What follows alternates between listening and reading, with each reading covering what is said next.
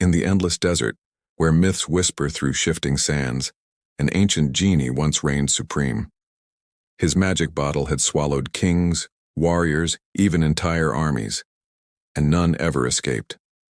But one night, the stars trembled as a shadow fell from the sky. An alien mastermind descended, not with fire or fury, but with a plan so dark that even the genie's bottle would become his greatest weapon.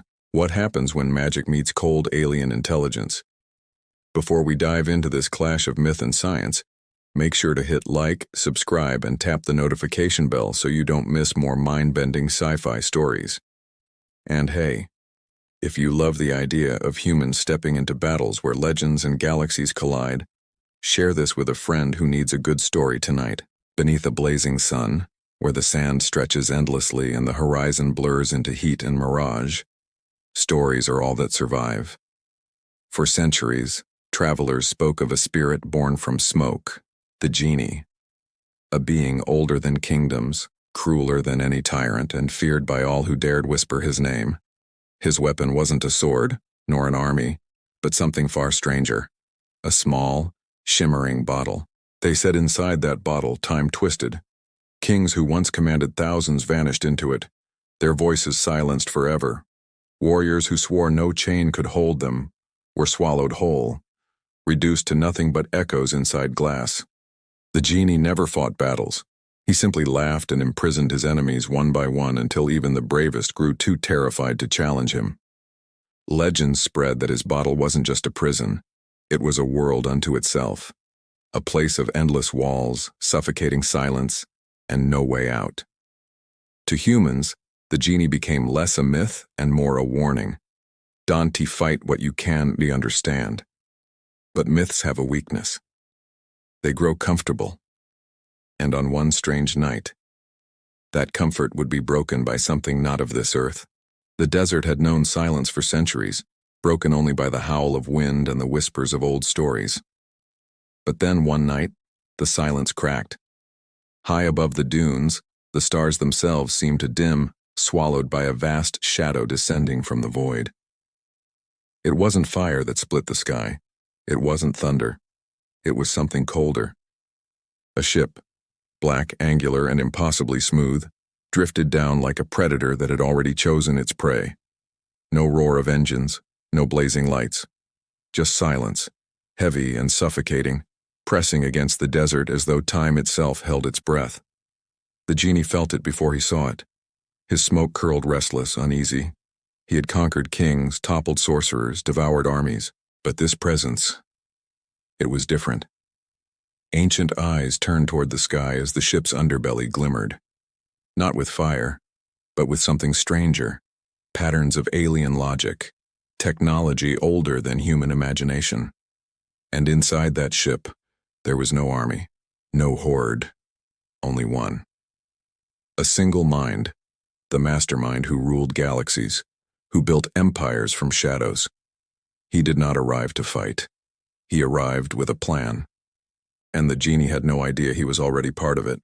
When the alien finally stepped from the ship, the desert wind stilled. His figure was tall, draped in strange metallic threads that shimmered like liquid steel. His eyes, sharp and unblinking, studied the Genie not with fear but with quiet calculation. The Genie laughed, a booming sound that echoed like thunder through the dunes. "Another fool," he sneered, his smoke swirling higher. "Do you think your fragile form, your strange toys can match my power? Kings have begged before me, armies have wept, and you—" He raised a hand, curling his fingers into a fist. "Will vanish like dust." With a swirl of blue smoke, the ancient bottle appeared, gleaming, humming with runes older than empires. The Genie twisted his hand and the air cracked like glass. In a flash, the alien was pulled inward, swallowed whole by the prison that had devoured so many before him. The desert shook. Sandstorms rose. The bottle sealed with a hiss, glowing faintly in the Genie's grasp. He chuckled, proud and careless. "So much for your silence, traveler. Another soul trapped forever." But inside the bottle, where no one could see, the alien did something no prisoner had ever done. He smiled, Inside the bottle there was no light, no horizon, only walls of shifting glass, glowing faintly with ancient runes. For most who had ever been pulled inside, terror struck instantly. Kings screamed, warriors clawed, sorcerers begged. But not this one. The alien's eyes adjusted, scanning every curve of the prison with quiet fascination. His fingers brushed against the glowing inscriptions, tracing them as though reading a language he had always known. His breathing was steady, almost calm, as if he had stepped into a laboratory rather than a cage. Because this was no accident.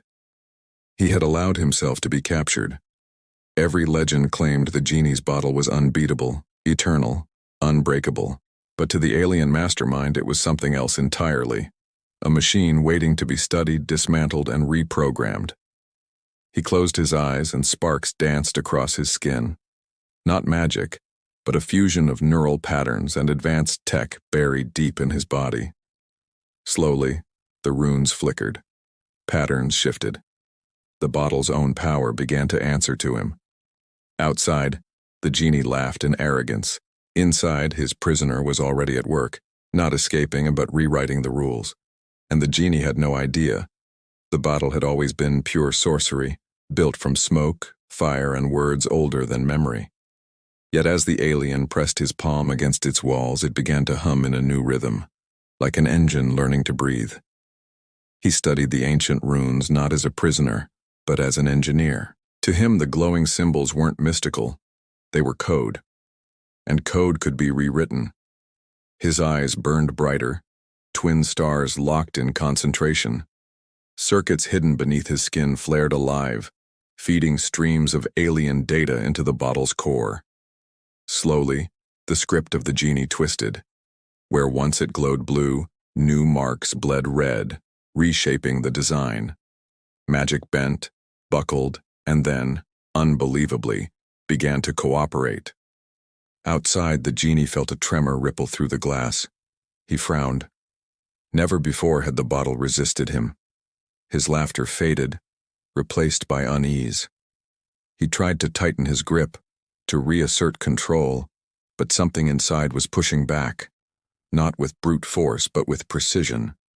The alien wasn't fighting the bottle. He was rewriting it. For the first time in centuries, the genie realized his prison might no longer belong to him. The desert air shifted. The genie's grip on the bottle tightened as faint red veins pulsed across its surface, crawling like lightning beneath the glass. This had never happened before. His prison, once flawless, was changing. Inside, the alien pressed deeper, merging thought with technology, technology with magic. The runes glowed in violent patterns, symbols that even the genie himself did not recognize. Every pulse of red was like a heartbeat, not of the bottle, but of something new being born within it. The genie's smoke writhed uneasily. He forced his will into the prison, shouting ancient words that once silenced empires. But the bottle shuddered in rebellion. It no longer answered him. It flickered between two masters. Cracks spread, faint at first, then wider. A sharp ringing sound pierced the desert night as though glass itself were screaming. The genie staggered backward, clutching his head, his laughter gone. And then came the shockwave. A pulse of energy blasted outward, tossing sand into spirals, knocking the genie off his feet. From inside, a voice echoed, cold, deliberate, and calm. I was never your prisoner. The desert was about to witness something no myth had ever prepared for. The bottle convulsed, glowing so fiercely that the dunes around it lit up like day. Every rune screamed with unstable energy, blue colliding with red, magic wrestling against alien code. Then, silence. For one breathless instant, the desert stood still, and then it shattered. The sound wasn't just glass breaking, it was like 1,000 worlds collapsing at once. Shards of glowing crystal tore through the air, each piece humming with raw magic, scattering across the sands like falling stars. The explosion hurled the genie backward, his smoke unraveling as he crashed into the dunes. From the storm of fragments stepped the alien. No longer a prisoner, no longer just a mind of science. His body pulsed with both alien circuitry and the stolen magic of the genie. Runes crawled across his skin like living armor, fusing with the metallic veins beneath. In his hands burned power that belonged to two different universes, now one. The genie stared, eyes wide. For the first time, there was no laughter, no arrogance, only fear. The alien raised his hand and the air bent, trembling under his command. He had not just escaped. He had evolved. And the desert would never be the same. For centuries, the genie had been the predator. He was the hunter who toyed with kings, the captor who sealed armies in silence. But now, as the alien stood before him, cloaked in the fusion of science and sorcery, the predator felt something he had never known before: fear. The genie's smoke recoiled, pulling back across the dunes like a tide in retreat. His voice, once booming with arrogance, faltered into a whisper. Impossible. No one escapes the bottle. But the alien didn't answer. His glowing eyes said enough. He moved with terrifying calm, each step making the sands quake as though the desert itself bowed to him. The genie tried to summon storms, to unleash fire, but every spell fizzled mid-air, drawn into the alien's grasp like fuel to a greater engine. The very magic that once made the genie untouchable now fed his enemy. For the first time, the desert spirit felt small. His power, his pride, his legend. All of it crumbled under the weight of something he could not outwit or imprison. And the alien hadn't even revealed his true purpose yet. The bottle was only the beginning. The genie trembled, his form flickering as if the desert winds themselves were abandoning him. Yet the alien did not strike. He didn't rush forward or deliver a final blow. Instead, he stood perfectly still, his gaze fixed on the horizon, as though his true battle lay elsewhere. The genie dared to speak, his voice thin. Why take my power? Why not destroy me? The alien turned, his voice calm, deliberate, colder than the void between stars. Because you are not my enemy. You are my key. The words cut deeper than any blade. The genie, once a master of traps, realized he had been nothing but a doorway. The alien had come not to fight, but to harvest. The bottle wasn't his prison. It was his laboratory. And now, with its magic rewritten, he carried a weapon that could shatter not just spirits but civilizations. The alien lifted his hand, and the shards of the broken bottle rose into the air, orbiting him like a constellation of living blades. Each fragment glowed with runes fused into alien circuitry. It was no longer a prison. It was a system, a weapon forged for conquest. The genie had lost more than a battle. He had unleashed a plan centuries in the making. The desert lay in ruins, dunes scarred by the explosion of shattered magic. The genie, once the terror of legends, now hovered in silence, powerless. But the alien, he had become something entirely new. No longer bound by the limits of science or sorcery, he stood as the bridge between both. His eyes glowed with starlight, his hands pulsed with ancient runes, and the air bent around him like reality itself feared his touch. He hadn't just stolen power. He had rewritten the rules of existence. The genie whispered, almost in awe, "What are you now?" The alien looked down, voice calm but unyielding. "I am what comes after myths. I am what your bottle was always meant to create." And with that, he vanished into the horizon, shards of the bottle swirling behind him like a storm of stars. The genie, shaken, could only watch, knowing the universe would never be the same.